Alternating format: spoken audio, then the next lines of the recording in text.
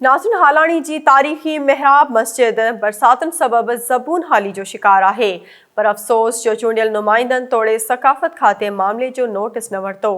उन हवाले से ॾिसूं था बाबर अली जोगी जी ही रिपोर्ट।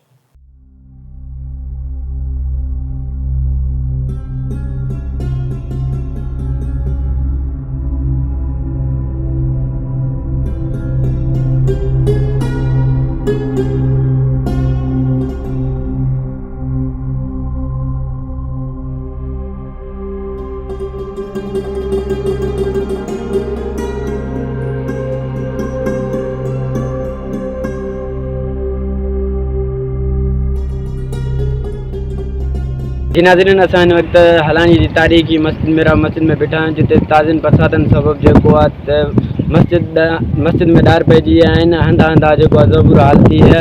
अचो त हितां जे शहरनि खां ॻाल्हि ॿोल कयूं त हुननि जो छा चवणु आहे। जी महराब मस्जिद 1780 में तैयार थी। कलोड़ के आख़िरी हुक्मरान में अब्दुल नबी कलोड़ के गवर्नर मीर महराब खान जिते तमीर कराई। उन वक्त मीरन ऐं कलोड़नि जी जंग जो आगाज़ जेको आहे हिते हालाणी में थी चुको हुयो। जंग जो नगारो ॾी चुको हो। उते हीअ जेकी आहे मस्जिद उन टाइम ते कलोड़नि तमीर कराई हुई, जंहिंखे 245 साल थी गुज़रिया आहिनि। उन खां पोइ मस्जिद जी हालत ॾींहों ॾींहुं ख़राबु पई थी वञे। ताज़ी बरसातुनि में जेकी बरसाति में पियूं सॼी सिंध तबाह थिए। उन बरसाति दौरान हिन मस्जिद खे ॾाढो काफ़ी नुक़सानु पहुतो आहे, जंहिंजे करे मस्जिद मुख़्तलिफ़ हंधनि खां ॾाढी चुकी आहे। हंधा हंधा जेके ज़िबू हालत थी वई आहे। अफ़सोसनाक अमल है जो ही तारीख़ी माग महराब जी मस्जिद जैसे 300 साल थी विया आहिनि, उन जो बुनियाद पियो हुयो। पर हिन वक़्तु जेके ताज़ियूं बरसातूं पयूं आहिनि, उन जे करे हीअ मस्जिद ज़ुबून हाल थी वई आहे ऐं चइनी पासनि खां भुरी रही आहे ऐं हिन मस्जिद में ॾार पइजी विया आहिनि।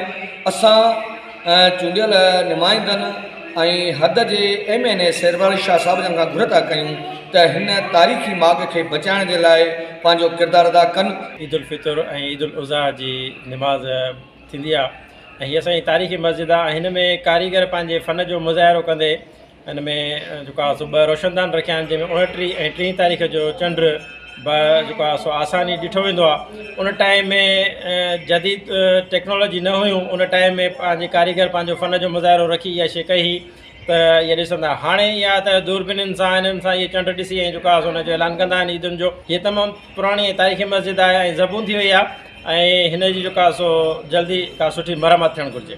महराब जी मस्जिद जेकी आहे हाणे जेकी बारिश पई उन खां पोइ हिन जी हालत तमामु ज़ुबूर थी वई आहे ऐं हंधा हंधा हिन इहा ॾरी पई आहे। महराब जी मस्जिद ही तारीख़ी मस्जिद आहे, जंहिंजो नेकाल सिस्टम तमामु नज़रियो ख़राबु आहे, जंहिंजी वजह जे करे ही महराब जी मस्जिद जेकी आहे ज़ुबूर थी वई आहे। असां सिंध हुकूमत खां मुतालबो था कयूं त हिन खे जल्द माना तामीर करायो वञे ऐं ही महराब जी मस्जिद खे टूरिस्ट आसपास जा ॾिसण लाइ ईंदा आहिनि। ही तारीख़ी मस्जिद आहे ऐं असांजे हिन विरसे जी हिफ़ाज़त कयूं।